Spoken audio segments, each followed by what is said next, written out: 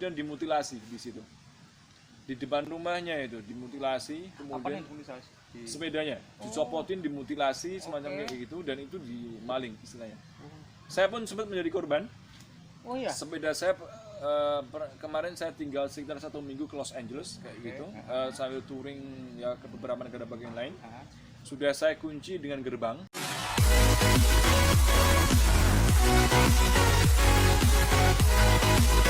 Assalamualaikum warahmatullahi wabarakatuh. Waalaikumsalam. Bertemu dengan saya Arif Kusma Fadoli atau bisa disingkat AKF di channel kanal Kusuma. Oke, kali ini saya ditemani oleh teman saya, teman dari kecil ya. Teman sepermainan. Teman sepermainan karena rumahnya di depan rumah saya. Kali ini saya akan membahas terkait pengalaman teman saya ini yang nanti akan memperkenalkan diri, data singkatnya atau biodata singkatnya. Oke, silahkan memperkenalkan diri. Ya, assalamualaikum warahmatullahi wabarakatuh semuanya. Perkenalkan, nama saya Ahmad Rifan Khairul Lisan. Kalau di Wonokromo biasa dipanggil Rifan, tapi kalau di luar saya punya banyak nama sebenarnya. Terutama kalau di kampung Inggris Pare, saya pernah mengajar di sana selama beberapa bulan, dan total sekitar 2 tahun saya di sana. Panggilan saya di sana Ikal. Jadi kayak Mr. Ikal kalau di Pare. Tapi kalau di kampus saya punya panggilan Tayeng. Ya tergantung tempatnya. Ada beberapa teman manggil saya pakai panggilan spesial juga, dan panggilan khusus, dan cukup banyak. Di sini saya perkenalkan saja, nama saya Rifan. Oke. Rifan ini sekarang sedang melanjutkan studi di Amerika. Itu coba jelaskan di universitas mana, kemudian jurusan apa, terus alasannya kenapa kok sampai Amerika. Oke, sebelum saya menjawab pertanyaan itu, jadi posisi saya sekarang baru libur kuliah. Jadi kalau di Amerika summer holiday itu dimulai dari Mei sampai bulan Agustus. Jadi sekarang di sini kita take bulan Juli, jadi ini saya masih di pertengahan liburan saya. Kemudian saya pulang kemarin ke sini itu bulan Maret, akhir Maret, dikarenakan pandemi COVID, dan di Amerika pas itu jumlahnya masih 30 ribuan. Cuman kasusnya naik terus, jadi saya memutuskan untuk pulang. Walaupun sebenarnya dari beasiswa saya LPDP itu kita diminta mahasiswa yang Indonesia yang ada di sana itu diminta tinggal di situ. Cuman karena pertimbangan satu dan yang lain hal, saya kemudian memutuskan untuk pulang ke Indonesia kayak gitu. Di sana saya belajar di Universitas Arizona, yaitu University of Arizona, di negara bagian namanya Arizona, Amerika Serikat. Jadi di perbatasan antara Amerika dan Meksiko. Jadi selatannya itu border. Selatannya udah border. Dan ada yang teman-teman mungkin tahu, namanya tembok yang dibikin Donald Trump, itu ada di salah satunya di negara bagian saya di Arizona. Kemudian saya belajar di sana untuk program master di Water Society and Policy MS program. Jadi kalau bahasa Indonesia ya kayak sekitar kita belajar mengenai air, masyarakat, dan kebijakan kayak gitu di pembelajaran atau tingkat master. Terus kok bisa sampai Amerika itu awalnya seperti apa? Maksudnya emang dari dulu berniat untuk ke Amerika atau emang kebetulan? Gimana? Jadi dulu waktu S1 sebenarnya saya nggak ada kepinginan, walaupun kepinginan nggak terlalu kuat untuk melanjutkan S2. Karena mengingat ekonomi keluarga saya, dan kemudian mengingat ada tujuan saya yang lain. Jadi pas itu saya sebenarnya pengen lanjut untuk kerja. Jadi pengen kerja, pengen punya duit, pengen punya pasangan, menikah, dan lain sebagainya kayak orang-orang kayak gitu. Tapi kemudian pas tahun 2016 ketika saya mendapatkan data skripsi saya, kemudian pas itu tinggal mengerjakan data dan menulis laporan untuk skripsi, saya merasa kok cuman kayak nganggur kayak gitu. Walaupun mungkin orang lain nganggapnya ketika skripsi itu mungkin hal terberat mereka, cuman saya merasa bahwa itu adalah malah hal yang membuat saya nggak ada kegiatan, nganggur, dan lain sebagainya. Kemudian dengan itu saya pengen melakukan sesuatu yang lain. Dan alhamdulillah pas itu di akhir 2016 pada bulan Agustus teman saya memberitahukan jadi kayak broadcast di WhatsApp group di jurusan saya. Dia memberitahukan sebuah lowongan beasiswa di Pare, kayak itu namanya Teaching Clinic dari Global English. Kemudian saya bulan Agustus itu atau kalau nggak salah September itu seleksi, saya mendaftar kemudian seleksi dan alhamdulillah keterima di Pare. Kemudian di Pare itu tujuan saya berubah.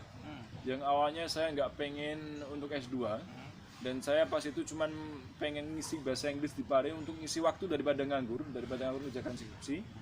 Kemudian di Paris saya ketemu banyak orang dari beragam background dan mereka banyak yang mengejar beasiswa. Kemudian saya tertarik untuk itu. Gitu. Awal mulanya karena kampus saya di Fakultas Geografi UGM yang S1 dulu itu banyak kerjasama dengan Belanda. Kemudian itu banyak project dan lain sebagainya. Saya awalnya pengennya ke Belanda. Kayak gitu. Cuman pas tahun itu ada rumor bahwa LPDP akan mengurangi kuota untuk ke Belanda, ke Australia, sama ke Inggris.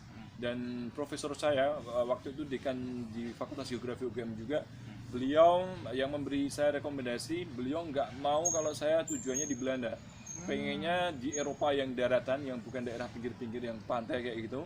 Kalau nggak di negara yang lain saja, kayak di US atau lain sebagainya. Kemudian dalam waktu yang sangat singkat, like just before the deadline, saya kemudian mencari alternatif kampus dan saya ketemu jurusan yaitu yang sangat menarik bagi saya itu Water Society and Policy.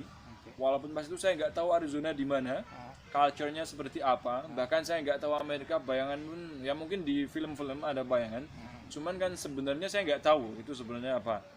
Tanpa babi bu karena waktunya udah deadline, udah mendekati deadline, kemudian saya submit, nggak peduli nanti hasilnya seperti apa, kayak gitu. Tapi alhamdulillah kemudian saya keterima beasiswa. Terus di Amerika itu berarti udah berapa lama dari awal sampai kemarin itu pulang itu? Oke, jadi saya berangkat ke sana tanggal 22 Desember 2018. 22. Walaupun saya perkuliahan sebenarnya mulai dari Januari 2019. Jadi saya pas itu pengen berangkat lebih awal karena saya pengen tahu kayak mungkin Natal di sana seperti apa, tahun baru seperti apa, kayak gitu. Jadi saya berangkat lebih awal dari itu. Dan jangka waktu itu masih dibiayai dari LPDP. Jadi mereka ada batas waktu 20 hari sebelum mulai studi baru bisa berangkat dan itu pas itu memenuhi waktu itu. Kemudian yaitu dari 2018 akhir Desember saya mulai perkuliahan Januari di spring semester 2019. Kemudian saya balik kemarin Maret 2020 karena corona. Pas balik ke sini katanya itu termasuk penerbangan terakhir ke sini gitu. Bukan kesininya, jadi kesini yang jalur Jepang. Oh, jalur Jepang. Kesini yang jalur Jepang. Tapi masih ada jalur lain. Kemarin pas saya sebelum pulang itu Korea udah ditutup. Korea ditutup, jadi tinggal yang Jepang. Ada teman-teman saya dari Malaysia yang mau pulang lewat Korea sudah nggak bisa. Kemudian pas itu saya pulang ke Jepang. Saya di Jepang tanggal 24 berarti. Tanggal 29 ada teman saya yang dari Jepang mau pulang ke Indonesia udah nggak bisa tanggal 29 bulan Maret. Jadi itu ya sekitar hampir penerbangan terakhir pas itu dibuka kayak gitu. Kemudian ada teman saya pulang ke sini pada bulan Mei atau Juni kemarin kalau nggak salah, masih bisa pulang, cuman jalurnya beda lewat jalur Qatar kemarin. Yang Jepang nggak tahu pasti udah bisa atau belum pulang tahu kayak gitu. Terus pandangannya terkait pandemi ini, khususnya kan kalau di Amerika itu sampai sekarang ini itu yang terbesar itu sebagai mahasiswa yang kuliah di Amerika itu pendapatnya gimana? Oke, jadi secara pribadi saya di sana bergabung dengan relawan yang mengurusi pemakaman. Jadi ada semacam cemetery volunteer, ada grup tapi khusus untuk keluarga muslim di situ. Dan saya bergabung, kadang saya ikut memakamkan, kadang ikut menggali kubur, kadang ikut nutupin kuburan juga, bersihin kuburan kayak gitu. Dan saya masih aktif bergabung di grupnya sampai sekarang. Di situ akhir-akhir ini banyak saudara kita yang di sana yang muslim itu meninggal karena COVID. Kayak gitu. Ya ada beberapa kadang berapa hari sekali atau berapa minggu sekali ada yang meninggal karena COVID kayak gitu. Ada juga teman saya yang teman di masjid juga, walaupun beliau sudah bapak-bapak 50-an tahun, tapi sebelum saya pulang, jadi sekitar bulan Maret awal, beliau juga kena COVID. Tapi alhamdulillah bisa sembuh, kayak gitu. Walaupun ada banyak yang lain nggak bisa bertemu keluarganya kembali, kayak gitu, karena COVID. Terus apa rencana mau balik ke Amerika itu apa menunggu COVID ini selesai atau seperti apa? Jadi kayak gini, pertama karena perkuliahan saya itu coursework, jadi saya untuk perkuliahannya sudah selesai kemarin bulan Mei yang spring semester. Tinggal satu hal untuk lulusan saya yaitu master project, dan itu berupa magang. Nanti kemudian kita bikin semacam karya tulis kayak gitu untuk dipresentasi. Karena kemarin di awal sebelum pulang udah COVID cukup ramai di Amerika dibicarakan. Kemudian saya diskusi dengan advisor saya, beliau akhirnya mengizinkan saya untuk pulang, dan semester ini pun saya di Indonesia. Nanti untuk presentasi akhir kita pakai remote ya, semacam Zoom meeting atau apa kayak gitu nanti. Jadi kemungkinan besar saya nggak balik kecuali nanti ada hal-hal khusus yang mengharuskan saya balik ke sana kayak gitu. Apalagi kondisi sekarang yang pemerintahan mungkin kemarin tahu akhir-akhir ini bahwa ada isu mahasiswa yang di Amerika yang perkuliahannya fully online harus balik ke negaranya masing-masing, kalau nggak mau dideportasi kayak gitu. Dan saya sendiri sudah nggak ada kuliah pertemuan biasa, tinggal project, jadi sepertinya seperti nggak ada alasan untuk saya balik ke Amerika. Jadi saya mending di sini menyelesaikan magang itu. Sekalian nanti transisi setelah magang, karena saya dari LPDP itu diharuskan bekerja di Indonesia 2 kali masa studi per 1 tahun. Jadi karena saya kuliahnya 2 tahun, setelah lulus saya harus di Indonesia selama 5 tahun. Dan itu yang semester depan ini saya akan magang. Itu saya gunakan juga sebagai batu loncatan untuk nanti bisa mengabdi kepada Indonesia. Daripada saya magang di sana untuk master project, lebih baik saya di sini kemudian transisi. Oh iya, dan satu lagi, kemarin dari tahun 2019 sampai 2020, jadi mulai fall semester 2019 sampai spring semester 2020, saya sudah magang di sana. Dan itu 1 tahun berarti karena 2 semester, fully 2 semester, dan itu lebih dari cukup untuk pengalaman magang di sana, pengalaman bekerja kan, itu bekerja juga, dan insya Allah udah lebih dari cukup yang bisa saya bawa ke sini nanti. Kemarin magangnya itu di mana dan apa kerjaannya itu apa? Oke, karena bidang saya di air. Kemarin saya magang di sebuah NGO lokal namanya Watershed Management Group, WMG. Di situ kita menangani banyak hal, tapi kalau saya sendiri fokusnya ke bidang policy, karena jurusan saya policy di kebijakan. Jadi saya policy mereview kebijakan di daerah saya di sana, Tucson City. Tucson area, jadi ada di Arizona ada 2 kota yang cukup besar, namanya pertama Phoenix, ibu kota negara bagian, satu lagi Phoenix, Phoenix tulisannya, tapi bacanya Phoenix. Kemudian satu lagi Tucson, saya berada di Tucson, dan di sana karena daerahnya itu daerah gersang seperti gurun, dan airnya juga sulit di sana, harus diadakan lebih dari 350 mile. 350 kilo kalau nggak salah, kalau mile ya mungkin kalau nggak salah mile atau kilometer kayak gitu, jauh banget itu, dan di sana air menjadi isu utama.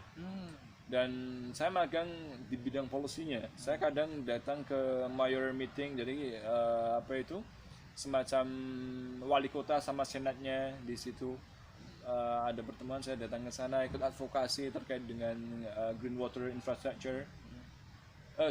infrastructure untuk air, gimana cara menampungnya, dan juga pemanfaatan air hujan dan lain sebagainya. Terus pengalaman yang paling berkesan di khususnya di Amerika itu apa bagi seorang Evan? Oke, mungkin ini sesuatu yang sangat berbeda dibanding dengan orang lain. Mungkin banyak orang lain ketika di Amerika itu membayangkan Hollywood, kemudian Las Vegas, Los Angeles, New York, Liberty Statue dan lain sebagainya. Saya sudah ke sana, sudah ke Los Angeles, Las Vegas, saya sudah tahu Hollywood dan lain sebagainya.